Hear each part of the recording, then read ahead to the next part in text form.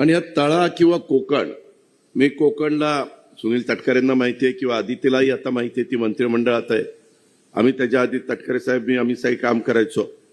कोकणचा कुठलाही प्रश्न आला तर कधी कधी काही असे प्रसंग निर्माण व्हायचे की काय करायचं. मी नेहमी त्यांना सांगायचो की बाबांनो, विदर्भ असेल, मराठवाडा असेल, उत्तर महाराष्ट्र असेल, पश्चिम महाराष्ट्र असेल, हा सगळा भाग वेगवेगळ्या ऊसाची शेती अडचणीत आहे, मदत करा.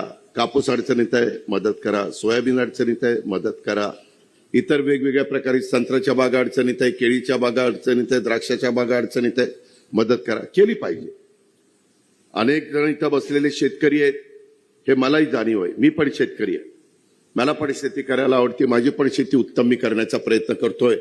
आपल्याच राज्याचे राज्यपाल महोदयांना कृषकच्या उद्घाटनाच्या करता मी 17 जानेवारीला त्या ठिकाणी निमंत्रण दिलेले आहे. ते येतो म्हणलेले आहेत. बारामतीला फार मोठं कृषी प्रदर्शन आम्ही तिथं भरवत असतो. आधुनिक पद्धतीची शेती कशी करायची, कमी पाण्यामध्ये शेती कशी करायची, कमी खतांचा वापर करून जास्त उत्पादन कसं काढायचं, एआयचा वापर कसा करायचा, म्हणजेच कृत्रिम बुद्धिमत्तेचा वापर हा कसा करायचा. आता ते तंत्रज्ञान विकसित झालंय. 70 टन ऊस काढणारा आमचा शेतकरी आता 110 टन ऊस काढायला लागलेला आहे. इतर पण पिकामध्ये आपण ते राबवू शकतो. फळबागा असतील, भाजीपाला असेल, यामध्ये देखील आपण त्याच्यामध्ये त्यांना मदत करू शकतो. 500 कोटी रुपये यंदा कृषी विभागाला ह्या सगळ्या कामाच्या करता आपण दिलेले. मी सांगत हे होतो की कोकणाला इतरांच्या तुलनेने मिळत नाही. कोकणात काय, वादळाला आंबा त्या ठिकाणी अडचणीत आला, आंब्याला मदत करा. काजू कधीतरी अशा 2-3 पिकाच्या पुरतं. एक तर आपली खाचरं, छोटी छोटी खाचरं, त्याच्यामध्ये म्हणावं असं उत्पन्न पण निघत नाही. आणि त्याच्यामुळे आदिती पण मला सांगत होते की दादा, इतक्या मोठ्या प्रमाणावर इथल्या लोकांचं स्थलांतर होतं, ते स्थलांतर होऊ नये म्हणून खासदार साहेब प्रयत्न करतायत. चांगल्या चांगल्या कंपन्या, ज्या इथल्या जे निसर्ग सौंदर्याची उधळण माझ्या कोकणवर झालेली आहे, त्याला कुठेही धक्का न लावता आपल्याला कसं त्याच्यातनं काम करता येईल हे आम्ही सगळेजण बघत असतो. आदरणीय पवार साहेबांनी पण, मला आठवतंय 1995ला शिवसेना आणि भाजप सत्तेवर आली. एनरॉन अरबी समुद्रात जाऊन बुडवणार. आम्ही सांगून दमलो, अरे एनरॉननी पोल्युशन नाही होत.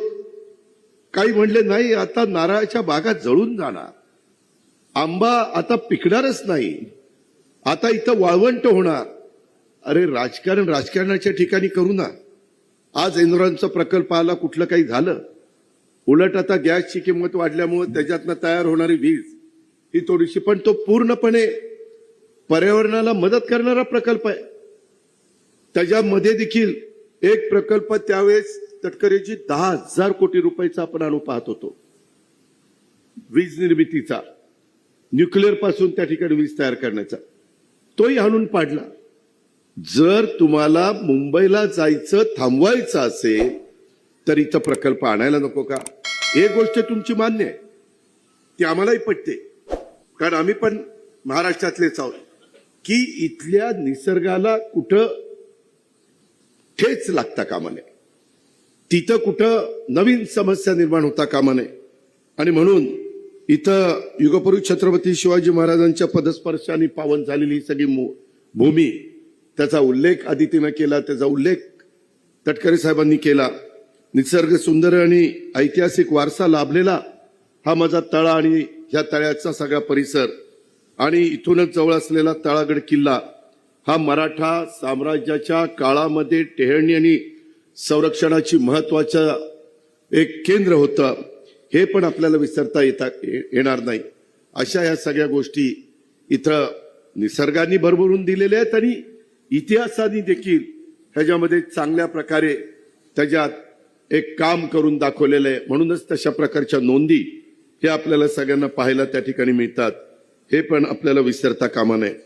मित्रांनो, तळगड किल्ल्याच्या साक्षीनं कोकणातील हिरवीगार शेती असतील, निसर्ग सौंदर्याने आपल्या सर्वांच्या प्रयत्नामुळं तळा आज प्रगतीच्या वाटेवर, नव्या वाटेवर पाऊल टाकतंय. त्याकरता खूप जणांचं योगदान आहे. त्याची बरीचशी माहिती खासदार साहेबांनी आपल्याला दिलेली आहे. आज जो काही प्लॅन नगरपंचायतीचा 8 कोटी रुपयाचा प्लॅन पण चांगला केलेला आहे. त्याच्या संदर्भामध्ये मला जरा बारकाईनं कन्स्ट्रक्शन मध्ये माहिती घ्यायची सवय. G+3 अशा प्रकारची ती इमारत आहे. तिथं काही आमचे छोटे गाळेधारक आहेत, त्यांनाही वारीवर सोडून चालत नाही, त्यांचीही व्यवस्था करावी लागते. आणि त्याच्यामुळे आदिती तटकरे असतील, नगराध्यक्ष असतील, उपनगराध्यक्ष असतील, त्यांची सगळी टीम असेल, त्यांनी हे सगळं काम करत असताना साधारण 10-11 गुंठे फक्त तिथं जागा आहे. मी भूमिपूजन टिकाव टाकत असताना विचारत होतो की बाबा काही करून आपल्याला चंद्रकांत रोडे म्हणून आपले उपाध्यक्ष आहेत, त्यांना म्हणत होतो की दुसरी कुठं जागा नाही का, कारण इमारत झाल्यावर 50 वर्ष इमारत टिकणार आहे आणि त्याच्यामुळं अशी कुठं पटांगणात घेता येईल का. पण त्यांनी सांगितलं नाही, आम्ही बरीच जागा बघितली, आम्हाला दुसरी जागा काही तशा पद्धतीने उपलब्ध झाली नाही आणि त्याच्यामुळे त्या 10-11 गुंठ्यामध्ये हे बांधकाम होणार आहे. आणि त्या इमारतीचं एकूण क्षेत्रफळ हे साधारण मला वाटतं 17,500 स्क्वेअर फीट आहे आणि त्याच्यामध्ये दुकान गाळ्यांच्या करता 2,560 स्क्वेअर फीट एवढं आपण बांधकाम 25 दुकानाचे गाळे तिथं केले जाणार आहेत. त्या प्लॅन मध्ये पण खाली दाखवलेले दुकानाचे गाळे की आता जे गाळेधारक आहेत त्यांना ते सगळं झाल्यानंतर ते गाळे पुन्हा हस्तांतरित करायचे. अशाही पद्धतीचा काम नगराध्यक्ष, उपनगराध्यक्ष, लोकप्रतिनिधी यांना त्याने आदितीनं आणि त्यांच्या सगळ्या सहकारी मित्रांनी केलेलं आहे. हे पण आपण सगळ्यांनी लक्षामध्ये घ्या. 4 कोटी रुपये आदितीनं आणलेले आहेत. अजून 4 कोटी रुपये मिळायला पाहिजेत. बहुतेक आज टिकाव टाकायला अर्थमंत्र्याला त्याच कारणाकरता बोलायला दिसतंय, कारण अर्थमंत्र्यांनी टिकाव टाकल्यावर अर्धवट काम भेटून कसं चालेल. त्यामुळे ते राहिलेले 4 कोटी रुपये तुम्ही काम कॉन्ट्रॅक्टर मगाशी मला भेटला होता, त्यांनी काम वेळेमध्ये करावं. इथं कातळच आहे, इथं काही पाया, आमच्याकडे काही भागामध्ये ब्लॅक कॉटन सॉइल असते, अक्षरशः 8-8, 9-9, 10-10 फूट जावं लागतं, काही ठिकाणी पायलिंग घ्यावं लागतं. तशी परिस्थिती तुमच्या इकडे नाहीये आणि त्याच्यामुळे पाया पण जास्त घ्यावा लागणार नाही, गरजेपुरता घेतला जाईलच. ते RCC डिझायनर किंवा संबंधित स्ट्रक्चरल ऑडिट करणारी लोक ते पाहतील. बांधकामचे संबंधित आमचे PWDची टीम त्याच्यामध्ये लक्ष देईल. पण मी आपल्याला एक सांगतो, आई चंडिका देवीच्या साक्षीने सांगतो की हे काम आदिती तुम्ही वेळेमध्ये करा. हे काम निधी करता रखडले अशी मी वेळ येऊन देणार नाही. नवीन अर्थसंकल्प मी आता सादर करणार आहे. फेब्रुवारी 23ला आमचं अधिवेशन, अर्थसंकल्पीय अधिवेशन सुरू होणार आहे आणि त्याच्यामध्ये पुढच्या वर्षाच्या करता 4 कोटी रुपये राहिलेले देखील तुम्हाला देण्याची व्यवस्था ही केली जाईल, जेणेकरून ते काम पूर्ण होईल.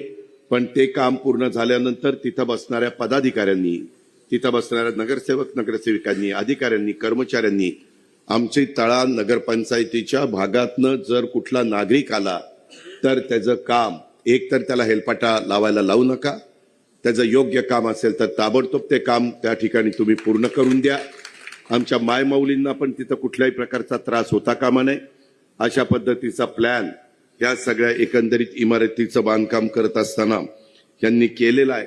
त्याबद्दल देखील या सगळ्यांचं अभिनंदन करतो. कामाचा दर्जा चांगला ठेवा. अतिशय उत्तम अशा प्रकारची इमारत बांधा, कारण इथं पाऊस भरपूर असतो. उद्याच्याला मी बऱ्याच ठिकाणी बघतो इथं इमारती होतात, चांगल्या चांगल्या इमारती होतात आणि मग टॉपला पत्राचं शेड मारली जाते, का तर गळू दे म्हणून. आता इतक्या मोठ्या प्रमाणावर वॉटरप्रूफिंगचं नवीन नवीन गोष्टी बाजारात आलेल्या आहेत आणि त्याचा देखील वापर करून इथं पूर्णपणे कुठेही तिथं निचरा होणार नाही, लिकेजेस राहणार नाही अशा पद्धतीची वास्तू ही ह्या आमच्या तळ्याच्या शहराच्या वैभवामध्ये भर घालणारी उभी राहावी अशी प्रकारची अपेक्षा मी व्यक्त करतो. आणि त्याचबरोबर इथं एक मोदी तलाव हा देखील झालेला आहे. तुम्ही किती हुशार लोक आहेत. तो मोदी 2014ला आले, पण त्यावेळेस मोदी तलाव नाव ठेवलेलं आहे. पण मला नंतर सांगितलं आदितीने तसं नाही, पूर्वी इथं मोदी नावाचे मोठे व्यापारी होऊन गेले आणि त्यांच्या नावाने ते ओळखलं जातं. पण त्यावेळेस ते मोदी होऊन गेले. आता देशाचे लोकप्रिय पंतप्रधान मोदी साहेब आहेत, त्याच्यामुळे सांगताना नवीन माणसाला असं वाटेल किंवा मोदी साहेबांचं नाव दिलंय, हरकत नाही. त्याच्यामध्ये त्याच्यातही आपण समाधान मानलं पाहिजे. पण अशा पद्धतीनं ही तळ्याची माझे सगळे सहकारी, इतर पण गोष्टी आमच्या उपनगराध्यक्षांनी सांगितलं चंद्रकांत रोडेंनी आम्हाला हे पाहिजे, आम्हाला ते पाहिजे, आम्हाला असं करा, आम्हाला तसं करा. जरा दमाने जावा ना, कुठं फास्ट निघालं. हे पहिल्यांदा 8 कोटी जर ग्रामपंचायत असती तर कधी 8 कोटी मिळाले असते का हो. आता उठता उठता लगेच तटकरे साहेबांनी सांगितलं आई चंडिका देवीच्या करता काहीतरी द्यावं लागेल. आता त्याच्या जीर्णोद्धाराच्या करता 1 कोटी रुपये सध्या त्या ठिकाणी देतो. खरं मी आतमध्ये गेलो, सगळं चांगलंय, आता काय तिथं करायचंय कुणाला माहिती. जीर्णोद्धार करायचा, उगीच पैसे मिळतात म्हणून वायफळ खर्च करू नका, गरजेचा खर्च जरूर करा. इथं येताना भाविकांना अजून काही सुविधा करणं, आधी ते मला म्हणली दादा हा हॉल पण आम्ही करून दिलेला आहे, त्याच्यावर हॉलचं काम झालेलं आहे. अजून काही त्रुटी असतील, स्वच्छतागृह करायचं असेल, आता महिलांचं जाणं येणं वाढलेलं आहे, तिकडे दिसतंय स्वच्छतागृह पण पडदा लावून त्याला झाकलेलं आहे, त्याच्यामुळे काही दिसायला खराब आहे म्हणून झाकलंय का चांगलं आहे तर दाखवलं का नाही. कार्यक्रमामध्ये स्वच्छतागृह दिसू नये म्हणून झाकलंय. आता सकाळी तर तिकडे गेल्याशिवाय भागतच नाही तरी झाकायचं, हे कितपत योग्य आहे. बरं गमतीचा भाग जाऊ द्या. परंतु मित्रांनो त्याच्यातनं ज्या सुविधा तुम्हाला पाहिजे त्या उद्याच्या काळामध्ये देखील आत जरा गेलो ना की आज जे कॉलम आहेत ना ते असे काळे काळे आहेत, जरा आतमध्ये स्वच्छ असा प्रकाशाचं रिफ्लेक्शन होईल अशा काही गोष्टी करा. त्याच्यात आधी ती तू पण त्यांना सांग, बाकीच्यांनी पण लक्ष घाला. आणि जे आपलं ग्रामदैवतच आहे ना, जे ग्रामदैवत आई चंडिका देवी, त्यांचं ज्या काही गोष्टी तुम्हाला करायच्यात त्या व्यवस्थितपणे त्या ठिकाणी करून घ्या, अशा प्रकारची विनंती मी आपल्या सर्व सहकारी मित्रांना करतो.